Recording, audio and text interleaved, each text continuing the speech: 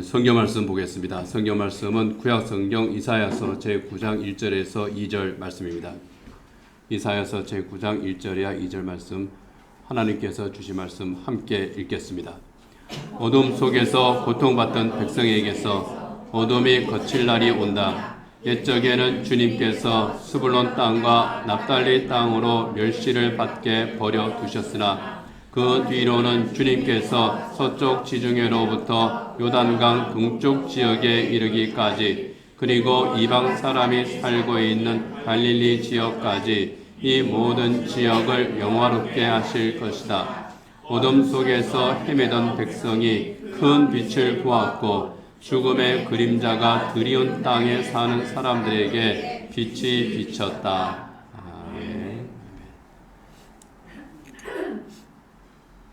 해마다 11월 말 또 이제 12월 초가 되면은 크리스마스 트리가 여기저기에 세워집니다. 우리 교회도 크리스마스 트리를 또 이렇게 예쁘게 또 장식을 했습니다. 트리를 보면은 별이 있고 또 이제 구슬과 또 지팡이, 양초 뭐 이런 것들이 전통적인 그런 장식이죠. 트리를 아름답게 만드는 이 장식들, 트리를 예쁘게 하는 그런 목적도 있겠지만은 각각 상징적인 그런 의미가 있습니다. 여기에 걸려있지는 않지만은 보통 전통적인 크리스마스 트리에는 지팡이가 걸립니다. 그 지팡이는 목자들의 지팡이입니다. 그래서 예수님을 경배한 목자들, 그리고 또 우리의 목자 되신 예수님, 그런 것도 또 의미를 하죠. 또 구슬들이 많이 달려 있습니다. 이 구슬은 영생을 의미를 합니다. 영원한 생명을 우리에게 주기 위해서 오신 예수님을 또 나타내죠. 여기 이제 깜빡이가 이렇게 깜빡깜빡 하고 있는데, 원래는 처음에 크리스마스 트리, 마틴 루터가 만들었던 크리스마스 트리에는 양초가 이렇게 트리를 밝혔습니다. 양초는 구원의 빛으로 오신 예수님을 의미하죠. 그런데 여기에다가 양초를 달고 불을 붙이면 어떻게 되겠습니까? 화재도 날 수 있고, 그렇기 때문에 세상이 이제 또 전기의 시대가 오면서 또 깜빡이로 또 대체된 기도 이제 했습니다. 그러나 그 본질적인 의미는 변하지 않습니다. 그 외에도 여러 가지 다양하고 아름다운 소품들로 장식을 합니다. 언제부턴가 크리스마스 트리, 우리 교회는 그게 없습니다만은 산타크로스하고 양말이 많은 자리를 차지하는 것을 보는데요. 물론 뭐 그것도 산타크로스도 원래 성 니콜라우스가 선한 일을 했기 때문에 크리스마스 때 선한 일을 하자, 그런 의미도 있겠지만은 양말과 함께 붙여놓으면은 뭡니까? 선물 주세요 하는 거거든요. 근데 그것은 구원의 선물로 이미 예수님께서 우리에게 오셨기 때문에 굳이 그렇게 세속적인 의미를 붙일 필요는 없겠습니다. 그래서 양말은 없습니다. 혹시 있으면은 살짝 뒤로 이제 돌려놔야죠. 크리스마스 트리는 세워지는 위치에 따라서 또 그 내용들이 많이 또 바뀌기도 합니다. 백화점이나 이런 곳에 세워질 트리 보면은 정말 엄청나게 화려합니다. 큰 리본이 또 가운데 자리를 하고 있고요. 그리고 요새는 우리는 여기 메리 크리스마스하고 붙여놨지만은 요새 또 어떻게 합니까? 해피 할러데이 해가지고 뭐 무슨 공휴일을 축하하는 뭐 이제 그런 문구를 중립적인, 나름대로 가치 중립적인 그런 문구들을 붙이기도 합니다. 그거는 잘못된 거죠. 분명하게 우리는 메리 크리스마스입니다. 그런데 그러하더라도 그렇게 세워지는 크리스마스 트리들을 보면은 공통적인 것이 하나 있습니다. 그게 뭔지 아십니까? 트리 꼭대기에는 항상 별이 달려 있습니다. 백화점의 트리에도 별이 달려 있습니다. 그런데 시청 앞의 트리에는 별이 아니라 십자가가 달려 있는데요. 그거는 조금 십자가 자체의 의미는 우리 구원의 십자가죠. 그러나 십자가는 우리는 부활절 때 우리가 더 깊이 묵상을 합니다. 크리스마스 트리는 십자가가 아니라 별을 다는 것이 크리스마스에 어울리는 겁니다. 이 별에는 별명이 있습니다. 혹시 별명이 뭔지 아십니까? 이 별의 별명은 베들레헴의 별입니다. 동방 박사들이 지금의 이란이나 이라크로 추정되는 그 페르시아로부터 예수님이 탄생하신 베들레헴까지 찾아왔습니다. 어딘지도 몰랐어요. 이 동방 박사들은 그저 하늘에 나타난 크고 반짝이는 별, 그런데 그 별이 움직입니다. 혜성과는 또 다른 움직임을 가지고 있는 이 별이 특별한 별이 나타났습니다. 그 별을 보고 저 별은 유대인의 메시아의 별이다. 그래서 그 별을 따라서 예루살렘까지 왔고 다시 그 별을 따라서 베들레헴까지 갔던 겁니다. 그들을 인도했던 큰 별, 메시아에게로 인도했던 그 별이기 때문에 이 별의 별명이 베들레헴의 별입니다. 동방 박사들을 이 베들레헴의 별이 그 별빛으로 예수님께 인도한 것처럼 이 세상 모든 사람들을 구원의 빛이신 예수님께로 인도해 주시기를 소망하는 의미가 담겨 있는 것이 베들레헴의 별이고, 그래서 크리스마스 트리 꼭대기에는 항상 이 베들레헴의 별이 있는 겁니다. 그냥 아무 생각 없이 붙이는 게 절대로 아닙니다. 이 별을 여기 똑바로 세우기 위해서 우리 염주대 집사님이 아주 각을 재면서 근데 정말 잘 세웠어요. 이게 쉬운 게 아닙니다. 제가 이거 해봐서 알거든요. 그런데 척척척 하더니 그냥 딱 똑바로 세우더라고요. 모든 크리스마스 트리 각각에는 그런 상징적인 의미가 있다. 곧 이 크리스마스 트리를 우리가 세우는 것은 성탄절이 되었구나, 예쁘게 장식하자, 랄랄라 그런 것이 아니라 세상을 구원하는 빛으로 오신 예수 그리스도에 대한 신앙 고백적인 의미, 시각적인 신앙 고백이 바로 이 크리스마스 트리입니다. 마틴 루터가 크리스마스 트리를 만든, 최초로 그것을 교회 안으로 들여온 그 이유도 바로 여기에 있습니다. 빛으로 오신 예수 그리스도. 그렇다면 그 빛의 의미는 도대체 무엇인가? 하나님은 왜 예수님을 큰 빛으로 말씀을 하셨는가? 오늘 우리는 그것을 생각해 봅니다. 예수님께서 이 세상에 오시고 30세가 되었을 때 공생의 사역을 시작하셨습니다. 이 공생의 사역을 시작한 바로 그곳, 천국 복음을 선포하기 시작한 바로 그곳, 그 장소는 가버나움이라고 하는 곳이었습니다. 이 가버나움은 갈릴리 바다 위쪽에 위치한 그런 마을이었습니다. 예루살렘보다 한참 북쪽에 있는 그런 마을이었죠. 바로 그 가버나움에서 예수님께서는 첫 복음을 선포하셨습니다. 그때 선포하신 복음을 마태복음 4장 17절에서는 이렇게 말씀합니다. 같이 읽겠습니다. 그때부터 예수께서는 회개하여라, 하늘나라가 가까이 왔다 하고 선포하기 시작하셨다. 그때부터 예수님께서 가버나움에서 살기 시작하신 그때부터 회개해라, 하늘나라가 가까이 왔다, 회개하라, 천국이 가까웠느니라, 이렇게 선포하기 시작하셨다는 겁니다. 그런데 가버나움은 갈릴리 바다 좀 위쪽에 있다고 말씀을 드렸습니다. 가버나움이 그 지역에서는 나름대로 큰 도시였지만은 이스라엘 전체적으로 보면은 그다지 큰 도시가 아닙니다. 좀 외곽 쪽에 있는 그런 도시였고 유대인들이 별로 환영하지 않는 그런 사람들이 사는 곳이 이 가버나움이었습니다. 예루살렘이나 또는 사람들이 많이 오가는 그런 여리고 같은, 그리고 예수님이 탄생하셨던 비록 작은 마을이지만 베들레헴 같은 나름대로 의미가 있는 곳에서 이 복음 사역을 시작하셨으면 좋겠는데 어떤 면에서 보면 좀 생뚱맞은 그런 곳입니다. 예수님의 탄생에 대해서는 베들레헴이라고 분명히 예고를 했는데 예수님의 이 사역의 첫 시작 위치에 대해서 우리는 잘 모르고 있거든요.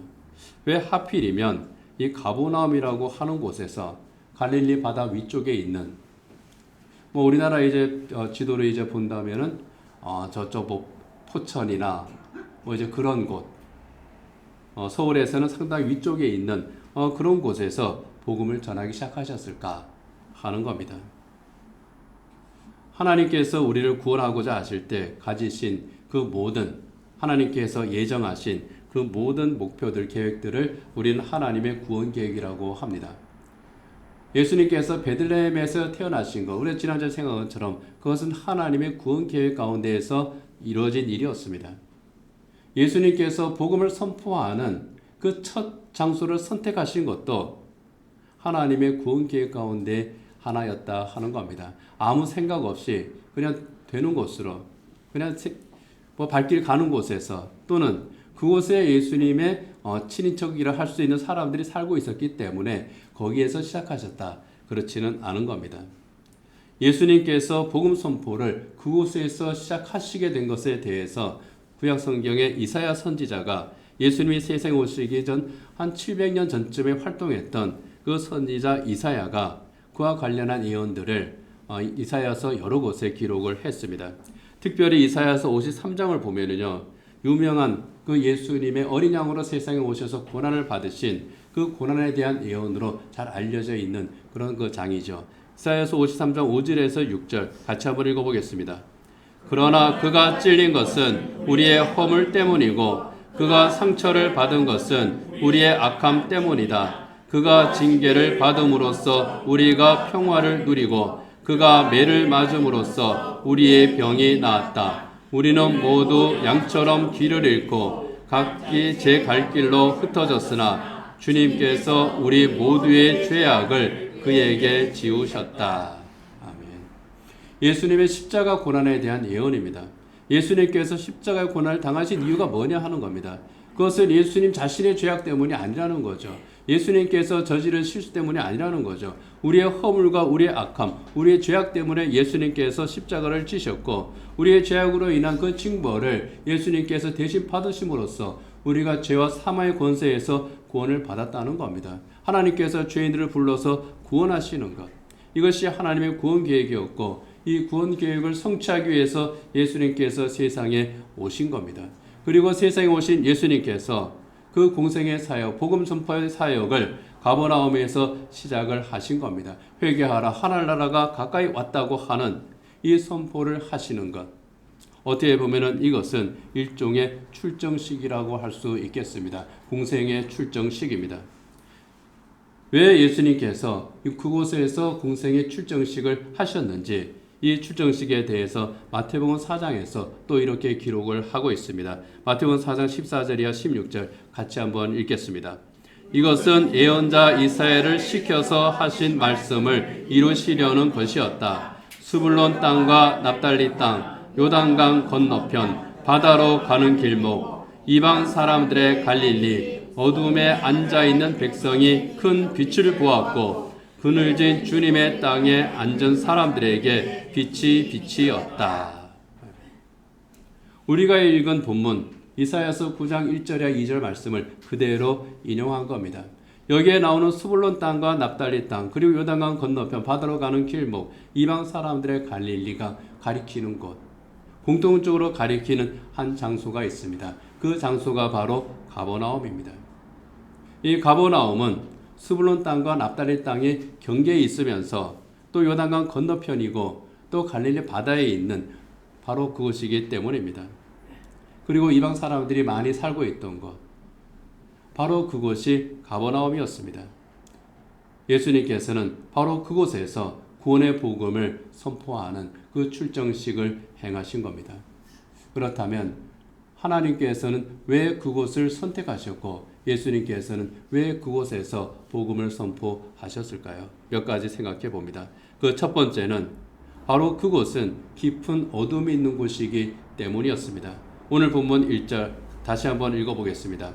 어둠 속에서 고통받는 백성에게서 어둠이 거칠 날이 온다. 어둠 속에서 고통받는 백성들, 그들에게서 어둠이 거칠 날이 온다. 아까 말씀드린 것처럼 스불론과 납달리 땅은 이스라엘 북부에 있는 그런 땅입니다.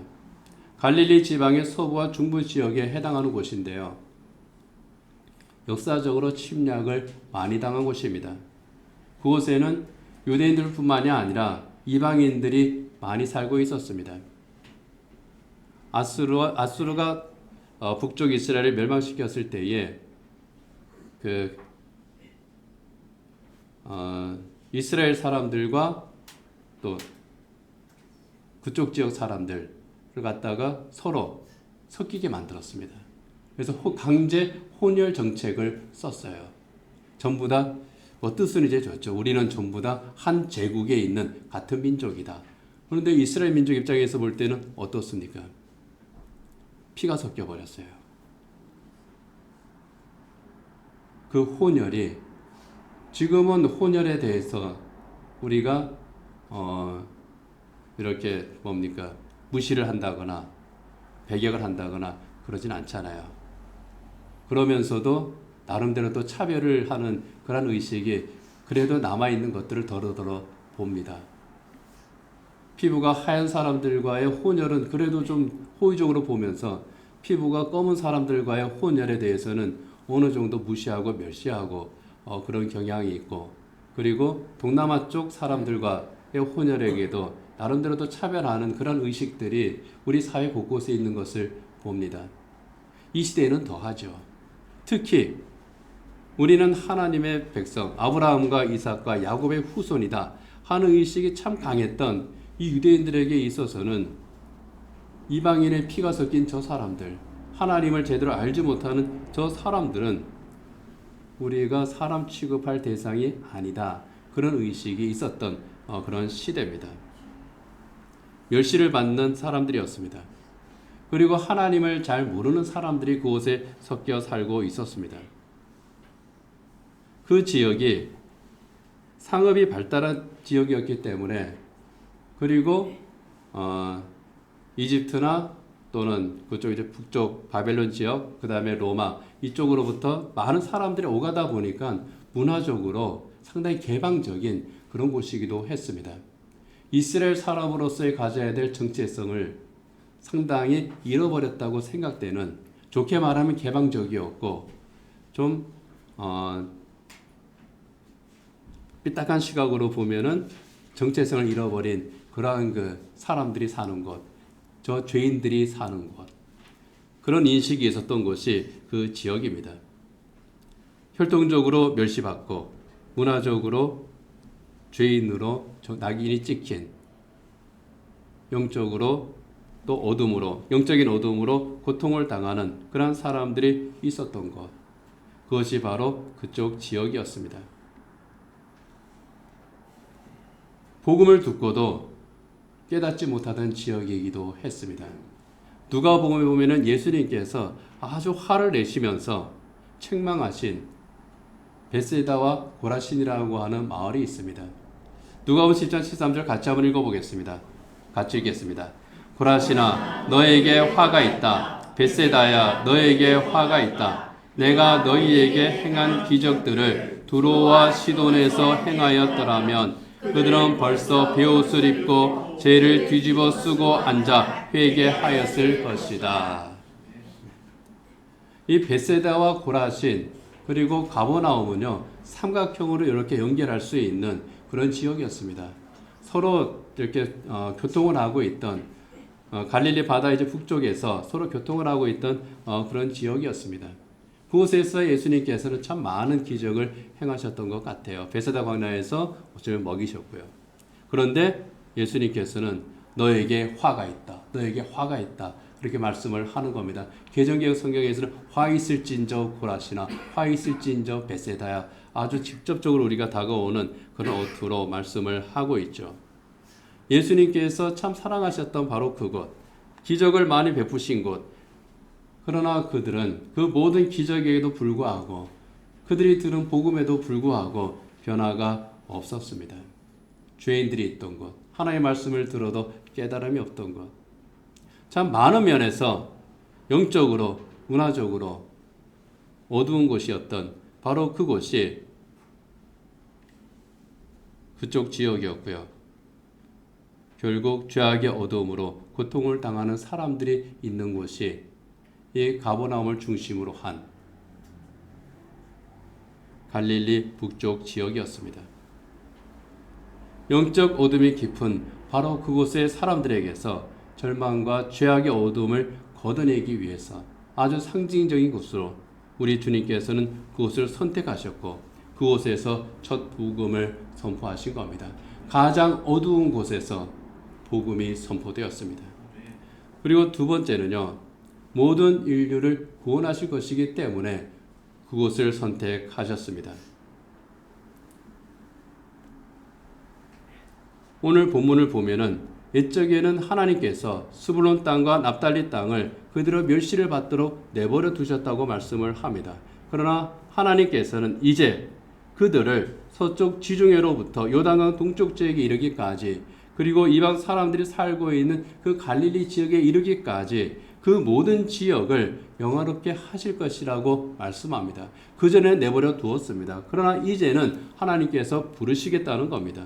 서쪽 지중해로부터 요단강 동쪽 지역은요, 갈릴리를 넘어서는 지역입니다. 갈릴리 호수 갈릴리 바다코 근처에만 머물러 있던 사람들에게서 이제 시선이 넓어지는 겁니다. 그 바깥쪽에까지 점점 더 범위가 넓어집니다. 동쪽과 서쪽으로 뻗은 길, 그 길을 따라가면은 세계로 향하는 길이 열립니다. 동쪽으로 가면은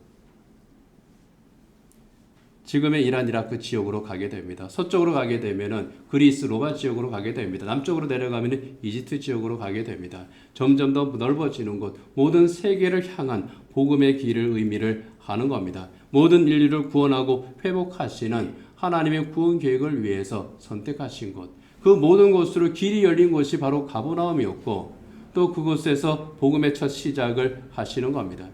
하나님께서는 바로 그곳에서 복음을 전파하기 시작하시면서 그곳에 있는 그 모든 사람들, 그리고 또 복음을 들어야 되는 그 모든 사람들을 향해서 그 인간들의 처해 있는 상황을 두 가지 단어로 정의를 하십니다. 바로 어둠과 죽음이라는 겁니다. 가버나움뿐만이 아닙니다. 갈릴리 북쪽뿐만이 아닙니다. 모든 세계가 다 마찬가지입니다. 그들을 멸시하던 사람들에게도 마찬가지입니다. 어둠과 죽음의 지배를 받고 있는 그 모든 사람들, 하나님의 말씀을 거역하며 사는 영적인 어둠 가운데 있는 사람들, 세상의 욕심과 정욕에 매여 사는 그 죄악의 어둠 가운데 사는 사람들, 상한 마음과 갈등에 매여 사는 그 감정의 어둠을 비롯한 수많은 어둠 속에 있는 사람들, 그들이 있는 곳은 바로 죽음의 땅이고, 이 죽음의 땅은 하나님을 떠난 인간이 사는 세상이라고 하는 겁니다. 바로 그것을 향한 복음이 이 가버나움에서 선포되었습니다. 이 어둠의 세상의 세계는 바로 그 사람들을 이제는 더 이상 내버려 두지 않으시겠다는 겁니다. 이 어둠으로부터 구원해야 되겠다고 하시는 겁니다. 어둠이 가득한 세상에 이제는 어둠을 몰아내는 빛을 보내기로 작정을 하셨습니다. 어둠 속에서 헤매는 그 사람들을 고통과 사망의 그늘에서 이제 건져내시는 우리 하나님의 구원 계획이 시작이 본격적으로 시동을 걸기 시작한 겁니다. 본문 2절 한번 같이 읽어보겠습니다.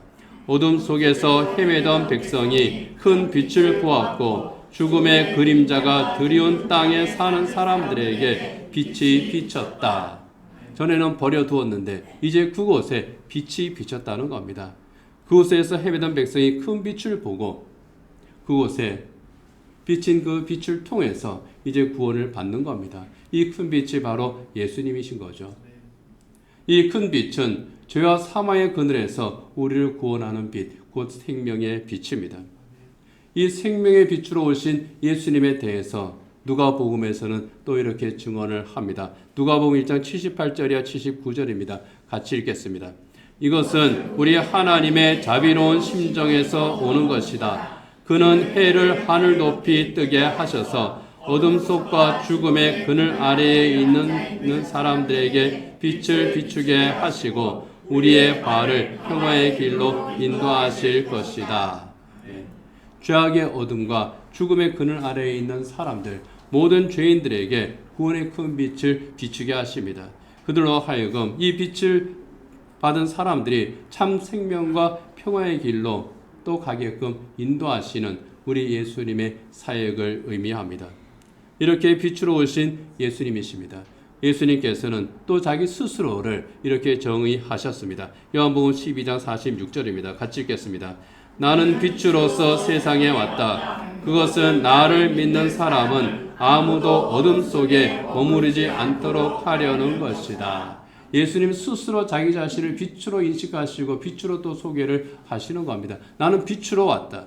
그 빛은 하나님께서 세상을 비추는 이 죄악의 어둠에 묻혀있는 이 세상을 밝히는 구원의 큰 빛으로 우리 예수님께서 오신 것을 의미합니다.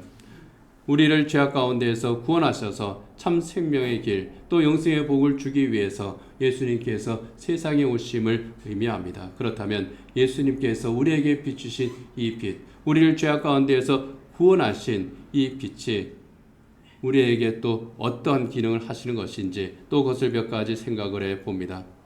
예수님께서 우리에게 비추신 이 큰 빛은요, 치유의 빛이라고 하는 것을 또 성경에서는 말씀을 하고 있습니다. 영혼과 육신 그리고 우리 감정 그 모든 질병을 치유하고 회복하시는 그 빛이라고 하는 겁니다. 말라기서 4장 2절 같이 한번 읽겠습니다. 그러나 내 이름을 경외하는 너희에게는 의로운 해가 떠올라서 치료하는 광선을 발할 것이니 너희는 외양간에서 훈련한 송아지처럼 뛰어다닐 것이다. 여기에 의로운 해, 예수님이죠. 의로운 해가 떠올라서 치료하는 광선을 발할 것이다. 이 치료하는 광선은 우리의 영혼과 육신을 모두 치유하는 전인적인 치유의 광선입니다.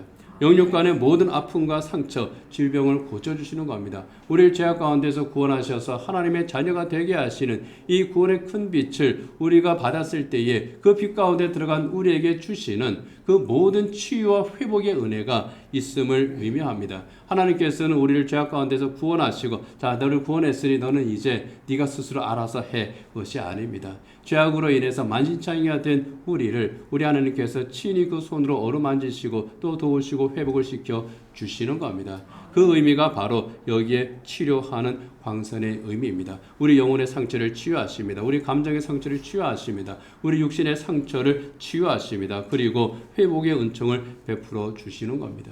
그리고 두 번째로 이 큰 빛은 참 소망의 빛이라고 하는 것을 성경은 우리에게 말씀을 하고 있습니다. 스가랴서 9장 11절 같이 한번 읽겠습니다. 너에게는 특별히 너와 나 사이에 피로 맺은 언약이 있으니 사로잡힌 내 백성을 내가 물 없는 구덩이에서 건져낼 것이다.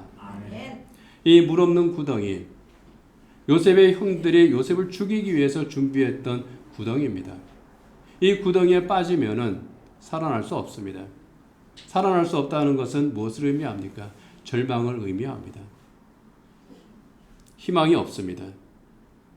배신의 구덩이였고 절망의 구덩이였고 죽음의 구덩이였습니다. 요셉이 선택할 수 있는 것은 아무것도 없었습니다. 그것이 바로 물 없는 구덩이입니다. 사탄은 요셉의 형들이 요셉을 물 없는 구덩이에 밀어넣은 것처럼 사람을 물 없는 구덩이에 항상 밀어넣습니다. 물 없는 구덩이에 밀어넣고 사탄은 한 가지만 주문합니다. 절망해라. 인간에게 절망하라고 요구를 합니다. 너의 하나님이 어디에 있느냐? 너의 하나님이 어디에 있느냐? 그곳에서 너는 절망해라. 이것이 사탄의 요구입니다. 그러나 이 물 없는 구덩이에 빠졌던 요셉은 어떻게 했습니까? 절망하지 않았습니다. 구원의 하나님을 바라봅니다. 물론 창세기의 그 대목에서는 요셉이 그 구덩이에서 어떻게 했다고 묘사하지는 않습니다. 그러나 그 이후에 그 모든 요셉이 물 없는 구덩이에 빠진 것 같은 그 상황들을 볼 때에 하나님께 창세기에서는 항상 요셉에 대해서 한 가지 단서를 답니다. 요셉은 하나님을 바라보았다는 거예요. 그리고 하나님은 요셉을 형통하게 하셨다는 겁니다. 절망하지 않고 하나님을 바라볼 때 하나님은 요셉을 물 없는 구덩이에 그대로 두지 않으셨습니다. 왜요? 요셉은 아브라함과 이삭과 야곱의 후손. 어떤 후손입니까? 언약을 계승한 후손입니다. 하나님과의 언약에 있는 사람. 그 언약이 있기 때문에 하나님께서는 요셉을 그곳에 버려두지 않으시고 요셉을 구원하셨습니다. 하나님의 방법으로 요셉을 구원하고 회복하셨죠. 하나님께서는 그와 마찬가지로 우리를 물 없는 구덩이와 같은 바로 그곳에 우리를 그대로 두지 않으신다는 겁니다. 하나님은 그것을 피로 맺은 언약이라고 말씀을 하십니다. 피로 맺은 언약. 구약 시대에는 양의 피로 맺은 언약이지만 이 피로 맺은 언약이 우리에게 해당될 때에는 그것과는 비교할 수 없는 그런 언약입니다. 그 피가 어떤 피입니까? 예수님의 피입니다. 십자가에서 흘리신 예수님의 그 피로 맺은 언약, 그 언약을 우리는 구원의 언약이라고 말씀합니다. 하나님의 언약의 피, 이 구원의 언약의 피가 모든 어둠을 물리치는 능력의 빛이라는 겁니다. 하나님께서 예수님의 피로 언약을 하셨으니 그 언약을 하나님께서는 반드시 지키시고 그 지키심이 어둠을 물리치는 능력이라는 겁니다. 요한복음 1장 5절에서 그 빛에 대해서 이렇게 말씀합니다. 함께 읽겠습니다. 그 빛이 어둠 속에서 비치니 어둠이 그 빛을 이기지 못하였다. 이 어둠의 영, 이 악한 사탄의 세력이 이길 수가 없다는 겁니다. 하나님께서 그 구덩이에서, 절망의 구덩이에서, 물 없는 구덩이에서 하나님의 사람을 건져내시는 데에 사탄이 방해할 수가 없다는 겁니다. 아무리 어둠이 짙다고 할지라도 그곳에 한 줄기 빛이 비치면 어떻게 됩니까? 어둠은 물러갈 수밖에 없습니다. 아무리 작은 빛이라도 빛이 비치는 자리에는 소망이 생깁니다. 그런데 우리 주님의 빛은 어떤 빛이라고 말씀을 합니까? 큰 빛이라고 말씀합니다. 큰 빛, 모든 어둠을 완전히 물리치는 그 빛이라는 겁니다. 참 소망의 빛입니다. 가장 밝고 가장 강력한 빛, 어떠한 어둠이라도 완전히 물리치는 그 빛을 비추시고 우리를 물 없는 구덩이에서 건져내시는 하나님의 은혜. 예수님께서 우리에게 주신 그 피로 맺은 언약에 근거한 하나님의 능력이 그곳에 있는 겁니다. 그래서 성도는 결코 낙심하지 않습니다. 낙심할 이유도 없습니다. 이제 말씀을 맺도록 하겠습니다. 크리스마스는 이렇게 빛으로 오신 예수님을 기억하고 기념하는 날입니다. 기억하고 기념한다는 것은요, 예수님과의 관계를 다시 점검하고 새긴다는 겁니다. 그런 일이 있었어? 기념식 한번 하고 잊어버리는 것이 아닙니다. 관계를 다시 한번 점검하는 거예요.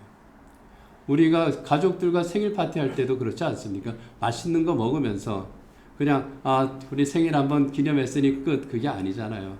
이렇게 모여서 가족이라는 그 관계를 한 번 더 이렇게 되새기는 것이, 그러면서 점점 더 우리가 참 소중한 관계를 하나님께서 우리에게 주셨구나, 그것을 감사하는 것이 우리 성도들의 생일이거든요. 하물며 예수님의 생일은 어떻겠습니까? 사실 예수님의 생일이 몇 년, 몇 월, 며칠이라고 하는 것은 성경에 전혀 없습니다. 다만 이때쯤 예수님께서 이 세상에 오셨을 것이다 하고 이렇게 기독교 역사가들이 또 초대교회 그 성도들이 계산을 했습니다. 그래서 이때쯤일 것이다 해서 정해진 것이 12월 25일이고요. 그 그리스 정교회에서는 1월 6일에 또 크리스마스로 자기들이 또 지키는 것이고요. 그러나 날이 중요한 것은 아닙니다. 우리는 교회 전통에서 12월 25일을 예수님께서 이 세상에 오신 날로 우리가 기념하자 하고 정했기 때문에 12월 25일을 크리스마스로 우리는 지키는 겁니다. 중요한 것은 예수님께서 사람의 몸으로 이 세상에 오셨는데, 베들레헴에 그 구유에 예수님께서 태어나서 누이셨는데 왜 그렇게 오셨는가? 그리고 그 예수님과 나는 어떤 관계가 있는가? 나는 그 관계 속에서 어떻게 살아가고 있는가? 또 어떻게 살 것인가? 그것을 우리가 살피는 것이 이 크리스마스를 맞는 그리스도인의 태도일 것입니다. 빛으로 오신 예수님, 그렇다면 나는 그 빛 가운데 살고 있느냐 하는 겁니다. 우리 모든 어둠을 다 물리치셨는데 우리 어느 부분에서는 여전히 어둠 속에 있는 그러한 우리 자신이 있지는 않은가? 죄악의 어둠을 다 물리치셨는데 그 죄악 가운데에, 그 죄악의 어둠의 한 구석에 혹시 내가 쪼그리고 앉아있지는 않은지, 예수님께서는 우리를 다 치유하고 회복하셨는데 또 우리 어느 한 구석에서는 우리는 또 감정의 찌꺼기를 여전히 부여잡고 있지는 않은지, 그런 것들을 우리가 살펴보는 겁니다. 그래서 에베소서 5장 8절에서는 이렇게 말씀을 하고 있습니다. 같이 읽겠습니다. 여러분이 전에는 어둠이었으나 지금은 주님 안에서 빛입니다. 빛의 자녀답게 사십시오. 빛의 자녀답게 사십시오. 하나님의 자녀답게 사십시오. 빛 가운데 거하는 사람답게 사십시오. 전에 그 어둠의 행실을 버리고 사십시오. 그것이 로마서 13장 12절에 14절 말씀입니다. 같이 읽겠습니다. 밤이 깊고 낮이 가까이 왔습니다. 그러므로 우리는 어둠의 행실을 벗어버리고 빛의 갑옷을 입읍시다. 낮에 행동하듯이 단정하게 행합시다. 호사한 연애와 술 취함, 음행과 방탕, 싸움과 시기에 빠지지 맙시다. 주 예수 그리스도로 옷을 입으십시오. 정욕을 채우려고 육신의 일을 마십시오. 어둠의 행실을 벗어버리고 빛의 갑옷을 입으십시오. 빛 가운데 거하는 사람답게 사십시오. 낮에 행동하는 것처럼 모든 하나님께서 우리에게 비추시는 그 빛 가운데에서 그렇게 살아가십시오. 그 모든 죄악된 삶들, 잘못된 것들, 호사한 연애와 술취함, 음행과 방탕, 싸움과 시기와 같은 그 어둠에 속한 그 모든 행실들을 버리십시오. 그렇게 말씀을 합니다. 그리고 중요한 말씀을 하나 합니다. 주 예수 그리스도로 옷을 입으십시오 하는 겁니다.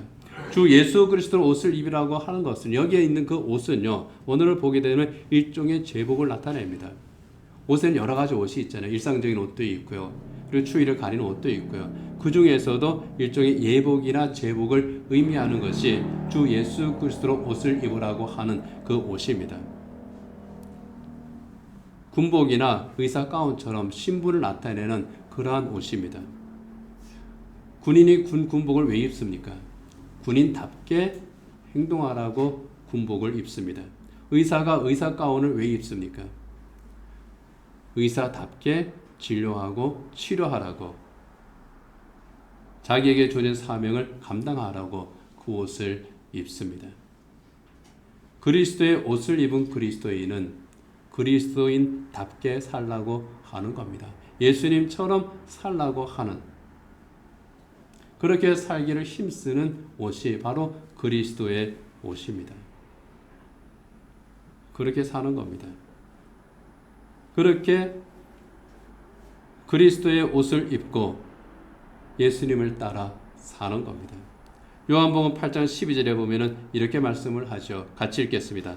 예수께서 다시 그들에게 말씀하셨다. 나는 세상의 빛이다. 나를 따르는 사람은 어둠 속에 다니지 아니하고 생명의 빛을 얻을 것이다.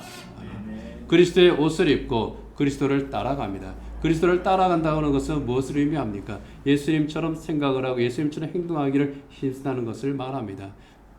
삶의 그 모든 영역에서 우리의 시선이 항상 예수님을 향하고 있는 겁니다. 예수님이 가는 곳을 따라가는 겁니다. 꽃이나 나무들을 보면은 한 가지 특징이 있습니다. 그냥 보면은 전혀 움직임도 없고 가만히 있는 것 같은데요. 미묘하게 움직임이 있습니다.